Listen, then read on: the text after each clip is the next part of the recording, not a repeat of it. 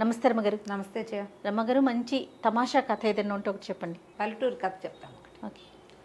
పూర్వం ఒక పల్లెటూరులోనట ఒక రైతుకి 2-3 పిల్లలు ఉండేవాళ్ళు.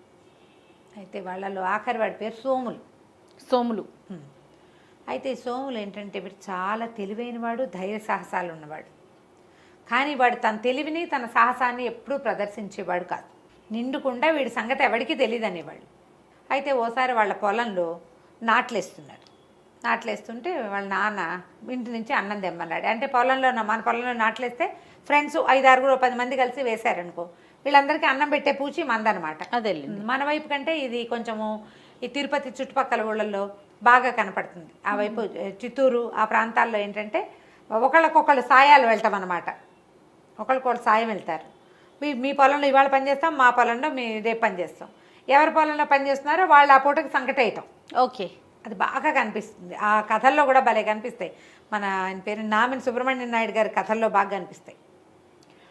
ఈ కుర్రాడు ఏం చేశాడు, అంబలు గాయించుకుని వాళ్ళ అమ్మతోటి అంబలి దుత్త పుచ్చుకొస్తుంటే పొలంలో ఏదో చిన్న చెట్టు వేరు కాలికి తగులుకుని ముందుకు పడ్డాడు. పడేసరికల్లా మా అంబలి దుత్త పగిలిపోయింది. వాళ్ళ నాన్న చెడతిట్టాడు. నిండుకుండా అంటే కుండ పగలేసావు నువ్వు, ఇంత పనికి మాలిన వాడివి, ఓ మాట లేదు మంతి లేదు, ఓ ఇది లేదు అది లేదు, నీకేముందో నీకే తెలీదు అని తెగతిట్టి ఇంట్లో నుంచి నీ బతుకు నువ్వు బతుకు, ఇక నేను పోషించలేను, బంగారం అంటే కుండ పగలగొట్టావు, కుండెడు అంబలు పగలగొట్టేసావు, పడబోసేసావు, ఇప్పుడు మళ్ళీ చేయించాలని తిట్టాడు. తిట్టేసరికల్లా సోములు అన్నాడు, ఇన్ని మాటలు పడి నేను మాత్రం ఎందుకుంటాను నాన్న, నాకు ఒక మంచిది ఇనప గద ఉక్కు గద చేయించివ్వు, అది ఇవ్వు చాలు, నా బతుకు నేను బతుకుతా, నీ జోలికి నేను రానన్నాడు. వాళ్ళ నాన్న ఏం చేశాడు, ఒక అరమణుగుతోటి ఇనుముతోటి ఒక గద చేయించాడు. వీడు దాన్ని పళక్కమని విరిచేశాడు. ఇది గట్టిగా లేదు, ఇంకా గట్టిది కావాలన్నాడు. ఒక మణుగు పెట్టి చేయించాడు. ఆ మణుగుది విరిచేశాడు, ఉంచేశాడు దాన్ని.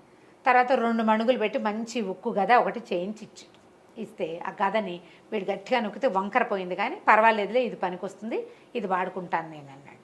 ఆ గదని చేత్తో పుచ్చుకొని తన దారిని తను పోయాడు. ఆ కాలంలో పిల్లల్ని ఇట్లా వదిలిపెట్టేసేవాళ్ళు. వాడు బతుకుతాడు, ఫలానా వాళ్ళ అబ్బాయి నేను చెప్తాడు, తర్వాత ఎప్పుడు వచ్చి కనపడతాడు నాన్నకి. ఈ 25 ఏళ్ళు వచ్చినా మనమే వెనకాల పడి అమ్మా నాన్న అన్నం చూసి చిక్కుడుకాయ కూర ఇష్టం, వంకాయ వేపుడు ఇష్టం అంటా లేవు పాతకాలంలో. నాకు తెలిసిన కాలంలో కూడా పిల్లల్ని పనిలో పెట్టి వదిలేసేవాళ్ళు, ఊరికే మంచి చెడ్డ కనుక్కునేవాళ్ళు, కాచి కాపాడ్డా లేవు అసలు. అయితే ఈ పిల్లాడు వెళ్ళిపోయాడు. సోములు వెళ్ళిపోయి ఆ ఊరు రాజుగారి దగ్గరికి పోయాడు. అయ్యా ఏదైనా పని ఇవ్వండి అంటే, ఆయన ఏం పని చేస్తామన్నాడు. నాకు గొడ్లు కాయటం ఒకటే వచ్చండి, పశువులు కాస్తా, మా ఊళ్ళో ఆవుల్ని నేనే కాసేవాడిని అన్నాడు. అంటే ఆయన అన్నాడు, సరే మన దగ్గర బ్రహ్మాండమైన ఆవుల మంది ఉంది, ఏం జీతం కావాలో చెప్పు అన్నాడు. 2 పూట్ల అన్నం పెట్టి ఏడాదికి ఒక 100 రూపాయలు ఇవ్వండి అని అడిగాడు.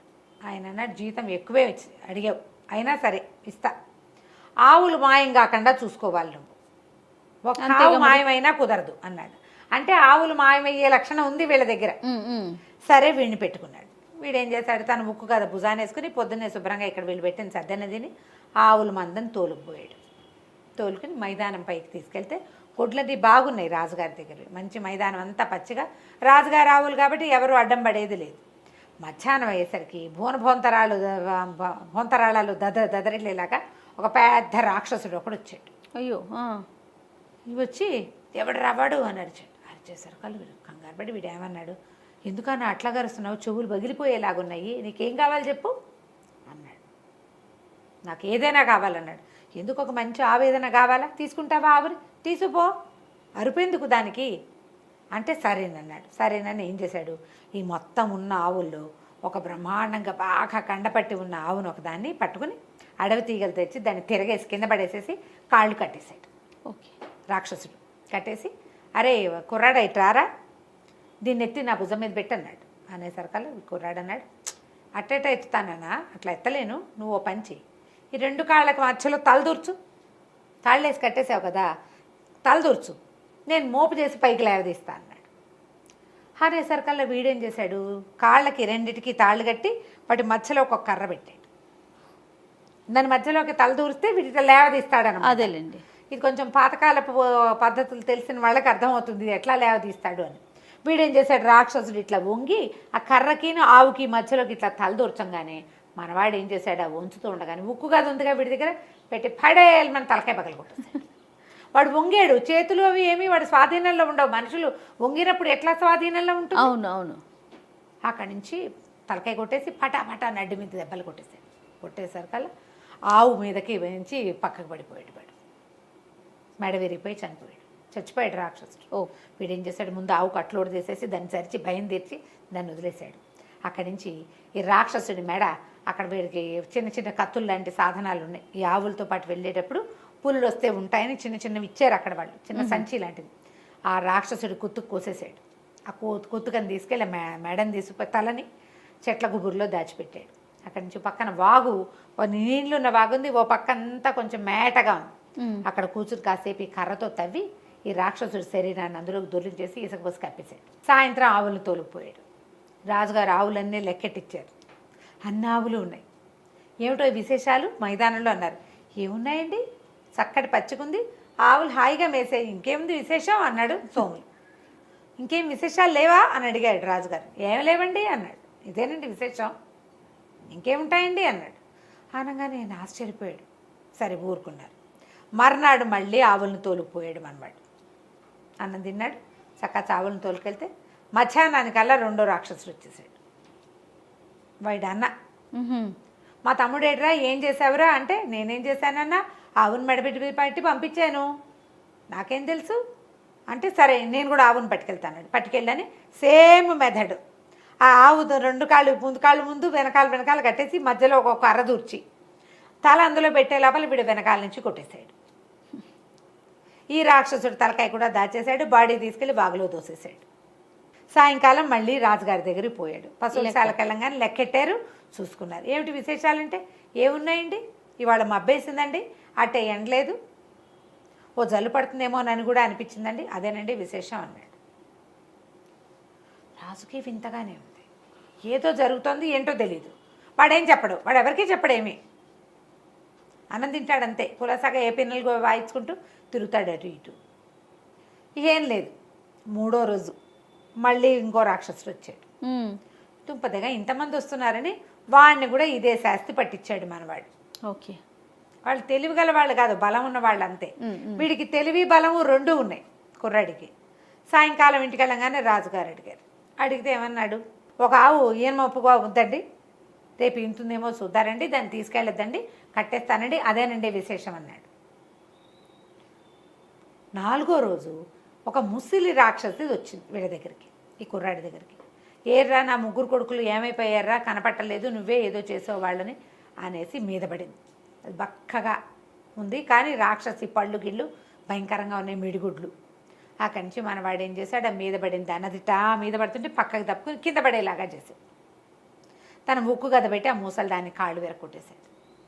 అది లబో దిబోమని ఏడ్చింది. ఒరే నాయన, కాళ్ళు విరిగి నేనేం చేస్తాను రా, ఇక్కడ పడుంటా మైదానంలో, డేగలు గ్రాబందులు పీక్కుతుంటే చంపేయరా, నన్ను చంపేయరా అంటే, నేను చంపేను, అసలు మీరు ఏం చేస్తున్నారు ఇంతకాలంగా, ముగ్గురు వచ్చారు, నువ్వు నాలుగో దానివి అంటే, అదేమంది, ఒరే మేము ఆవులను పట్టుకెళ్ళిపోయి తినేస్తాను రా, మా దగ్గర బోల్డ్ అంత డబ్బు ఉంది, రోజుకు ఒక ఆవు కావాలి మా నలుగురికి, మైదానంలోకి ఏ గొడ్డు వస్తే ఆ గొడ్ల నుంచి ఒక మందల నుంచి ఒక దాన్ని పట్టుకెళ్ళిపోతాము, రాజుగారు ఎంతమందినో మార్చాడు కానీ మేము గొడ్లను వీళ్ళు కాకపోతే ఇంకోళ్ళు వస్తారు, మా గుంపులోంచి తీసుకెళ్ళడం సులువు, ఒక్క ఆవు అయితే దాని వెనకాల పడాలి, అవును, పైగా అది వచ్చేస్తుంది అని చెప్పింది. చెప్పేసరికల్లా సరే ఏమంది, కాళ్ళు వేరు కొట్టేసావు, నన్ను చంపేయి అంటే, ఊరికే ఎందుకు చంపుతాను నేను అన్నాడు.